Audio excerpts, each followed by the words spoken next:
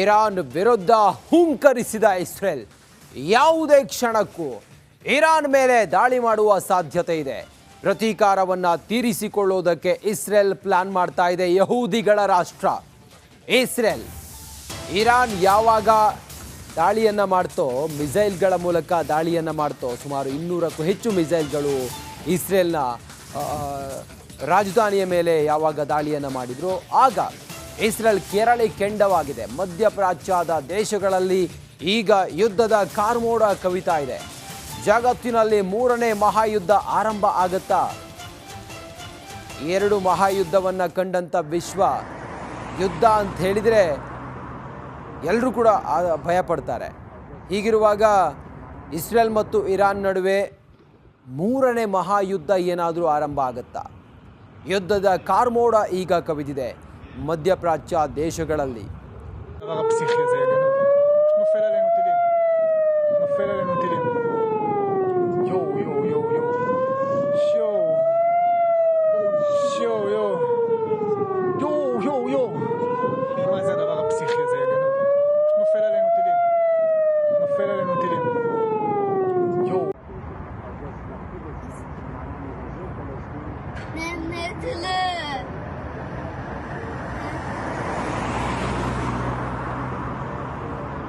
ಇರಾನ್ನ ಮಿಸೈಲ್ಗಳು ಇಸ್ರೇಲ್ನ ರಾಜಧಾನಿಯನ್ನು ಸಂಪೂರ್ಣವಾಗಿ ಧ್ವಂಸ ಮಾಡಿದ್ವು. 8 ಜನ ಮೃತಪಟ್ಟಿದ್ರು.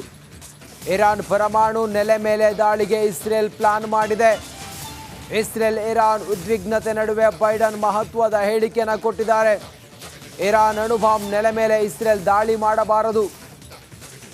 ದಾಳಿ ಮಾಡಿದ್ದಲ್ಲಿ ಆ ದಾಳಿಯನ್ನು ಅಮೆರಿಕ ಸಮರ್ಥಿಸೋದಿಲ್ಲ.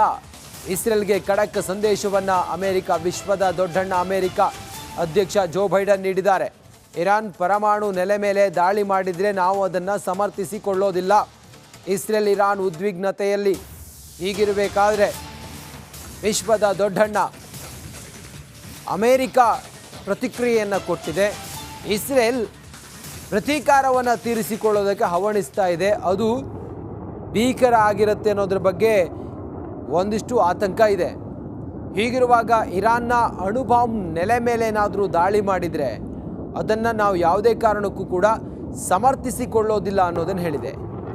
ನಿನ್ನೆ ಆದಂಥ ದಾಳಿ ಅದು ಇಸ್ರೇಲ್ನ ರಾಜಧಾನಿಯ ಮೇಲೆ ಇರಾನ್ ಮಿಸೈಲ್ಗಳ ದಾಳಿಯನ್ನು ಮಾಡಿದಾಗ ಅಮೆರಿಕ ಹೇಳಿತ್ತು, ನಾನು ಇಸ್ರೇಲ್ ಪರವಾಗಿ ನಿಂತ್ಕೊಳ್ತೀನಿ, ಇಸ್ರೇಲ್ಗೆ ಬೇಕಾದಂಥ ಯುದ್ಧೋಪಕರಣಗಳು ಸೇರಿದಂತೆ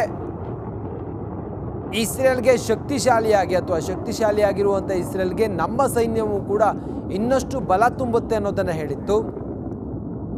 ಹೀಗಿರಬೇಕಾದ್ರೆ ಇಸ್ರೇಲ್ ಇರಾನ್ನ ಅಣು ಬಾಂಬ್ ನೆಲೆಗಳ ಮೇಲೆ ಏನಾದರೂ ದಾಳಿ ಮಾಡಿದ್ದೇ ಆದರೆ ನಾವು ಅದನ್ನು ಸಮರ್ಥಿಸಿಕೊಳ್ಳೋದಿಲ್ಲ ಅನ್ನೋದನ್ನು ಅಮೆರಿಕ, ವಿಶ್ವದ ದೊಡ್ಡಣ್ಣ ಅಮೆರಿಕ ಈಗ ಹೇಳಿದೆ. ಆ ಮೂಲಕ ಪರಿಸ್ಥಿತಿ ಮತ್ತೊಂದು ಹಂತಕ್ಕೆ ತಲುಪುತ್ತೆ ಅನ್ನೋದು ಮೇಲ್ನೋಟಕ್ಕೆ ಈಗ ಗೊತ್ತಾದಂಗೆ ಕಾಣಿಸ್ತಾ ಇದೆ. ಯಾಕಂತ ಹೇಳಿದರೆ ಇಸ್ರೇಲ್ ಹೇಳಿತ್ತು, ನೀವು ನಮ್ಮ ಮೇಲೆ ಮಾಡಿದಂಥ ದಾಳಿಗೆ ಸರಿಯಾದ ಬೆಲೆಯನ್ನು ತೆತ್ತುತ್ತೀರಿ ಅನ್ನೋದನ್ನು ಇಸ್ರೇಲ್ನ ಅಧ್ಯಕ್ಷ ಬೆಂಜಮಿನ್ ನೆತನ್ಯಾಹು ಅವರು ಹೇಳಿದರು. ಪ್ರತೀಕಾರವನ್ನು ತೀರಿಸ್ಕೊಳ್ತೀವಿ ನಾವು ಅಂತೇಳಿ ಹೇಳಿದರು. ಪ್ರತೀಕಾರ ಎಷ್ಟು ತೀವ್ರವಾಗಿರುತ್ತೆ ಅನ್ನೋದನ್ನು ಈಗ ಕಾದು ನೋಡಬೇಕಾಗಿದೆ. ಏನಾದರೂ ಅಣುಬಾಂಬ್ ನೆಲೆಗಳ ಮೇಲೆ ಏನಾದರೂ ದಾಳಿ ಮಾಡಿದ್ದೆ ಆದರೆ ಸಂಪೂರ್ಣ ಇರಾನೇ ತತ್ತರಿಸಿ ಹೋಗುತ್ತೆ. ಯಹೂದಿಗಳ ರಾಷ್ಟ್ರ ಯಾವತ್ತೂ ಕೂಡ ತನ್ನ ರಾಷ್ಟ್ರದ ಮೇಲೆ ದಾಳಿಗಳಾದಾಗ ಅದನ್ನು ಸರಿಯಾಗೇ ಪ್ರತೀಕಾರ ತೀರಿಸ್ಕೊಂಡಿದೆ. ಹಮಾಸ್ ದಾಳಿಯಾದಾಗಲೂ ಕೂಡ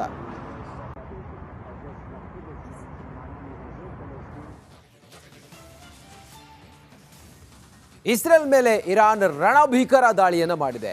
ಆದರೆ ಇಸ್ರೇಲ್ ಪ್ರತಿ ದಾಳಿಗೆ ಸಜ್ಜಾದಂತೆ ಕಾಣ್ತಾ ಇದೆ.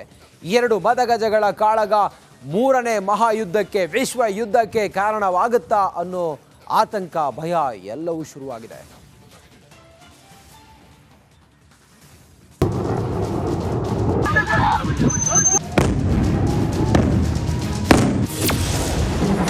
ಸಿಡಿಲ ಮರಿ ಇಸ್ರೇಲ್ ಮೇಲೆ ಇರಾನ್ ಸವಾರಿ. ಶಿಯಾ ದೇಶದ ಅಬ್ಬರಕ್ಕೆ ಯಹೂದಿ ನಾಡು ಧ್ವಂಸ.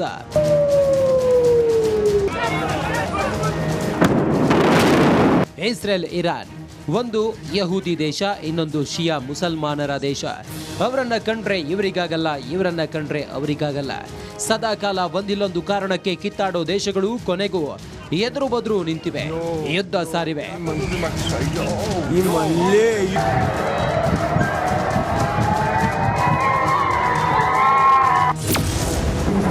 ಏಕಕಾಲಕ್ಕೆ ಹಾರಿ ಬಂದವು 800 ರಾಕೆಟ್ಗಳು.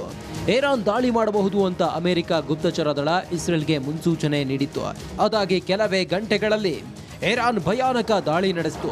ಏಕಕಾಲಕ್ಕೆ 200ಕ್ಕೂ ಹೆಚ್ಚು ಕ್ಷಿಪಣಿಗಳು ಬಂದಪಡಿಸಿದ್ವು. ಇಸ್ಫಹಾನ್, ತಬ್ರಿಜ್, ಖೋರಮಾಬಾದ್ನಿಂದ ರಾಕೆಟ್ಗಳು ಬಂದಿದ್ವು. 7 ಜನರನ್ನ ಬಲಿ ಪಡೆದಿದ್ವು. ಇದರಿಂದ ಕೆರಳಿದ ಪ್ರಧಾನಿ ನೇತನ್ಯಾಹು ಇರಾನ್ ವಿರುದ್ಧ ಕಿಡಿಕಾರಿದ್ರು. ಇರಾನ್ ಬಹುದೊಡ್ಡ ತಪ್ಪು ಮಾಡಿದೆ, ಅದರ ತಪ್ಪಿಗೆ ಶಿಕ್ಷೆಯು ಅನುಭವಿಸಲಿದೆ.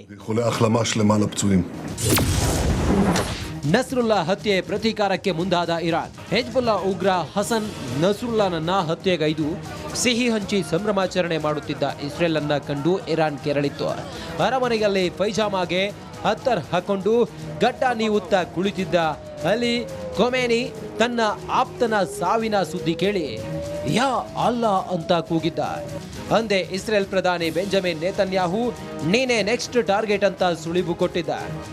I want to address you, the people of Iran. I want to do so directly, without filters, without middlemen. Every day, you see a regime that subjugates you make fiery speeches about defending Lebanon, defending Gaza. Yet every day, that regime plunges our region deeper into darkness and deeper into war. Every day, their puppets are eliminated. Ask Mohammed Deif. Ask Nasrallah. There is nowhere in the Middle East Israel cannot reach.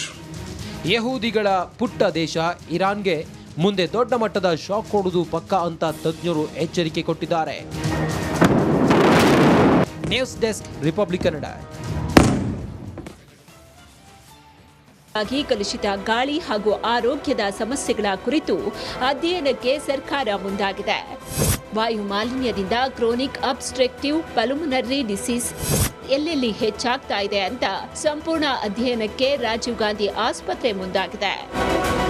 Pollution ಬಗ್ಗೆ ನಾವು ಈಗಾಗಲೇ ನಮ್ಮ ಆಸ್ಪತ್ರೆ ಮುಂಭಾಗದಲ್ಲೇ ಒಂದು pollution board ಇದೆ. ಅಂದರೆ ಎಷ್ಟು ಜನಕ್ಕಲ್ಲಿ ಇದಾಗಿದೆ, ಯಾಕಂದರೆ ನಾವು ಇನ್ನೂ ಹ್ಯೂಮನ್ ರಿಸೋರ್ಸ್ ಜಾಸ್ತಿ ಮಾಡ್ಕೊಂಡು ನಾವು ಸರ್ಕಾರಕ್ಕೂ ಕೇಳ್ತಾ ಇದ್ದೇವೆ. ಹ್ಯೂಮನ್ ರಿಸೋರ್ಸ್ ಜಾಸ್ತಿ ಮಾಡಿಕೊಂಡು ಇದು ಏನು ಆಕ್ಯುಪೇಷನಲ್ ಲಂಗ್ ಡಿಸಾರ್ಡರ್ ಇರ್ತಲ್ಲ ಅದ್ರೂ ಸಹ ಎಫೆಕ್ಟ್ ಆಗ್ತವೆ. ಇದನ್ನು ಸಹ ಸ್ಟಡಿ ಮಾಡ್ತಾ ಇದ್ದೀವಿ. ನಿಮ್ಗೂ ನಿಲ್ಲದ ಕೆಮ್ಮು, ಉಸಿರಾಡೋದಕ್ಕೆ ತೊಂದರೆ ಇದೆಯಾ? ಇದು ದೀರ್ಘಕಾಲದಲ್ಲಿ ಶ್ವಾಸಕೋಶವನ್ನ ಡ್ಯಾಮೇಜ್ ಮಾಡಿ ಸಾವಿನ ಸಮೀಪಕ್ಕೆ ಕೊಂಡೊಯ್ಯುತ್ತೆ. ಹೀಗಾಗಿ ಸ್ವಲ್ಪ ಎಚ್ಚರ ವಹಿಸೋದು ಉತ್ತಮ. ದೀಪ್ತಿ ತೋಳ್ಪಾಡಿ, ರಿಪಬ್ಲಿಕ್ ಕನ್ನಡ, ಬೆಂಗಳೂರು.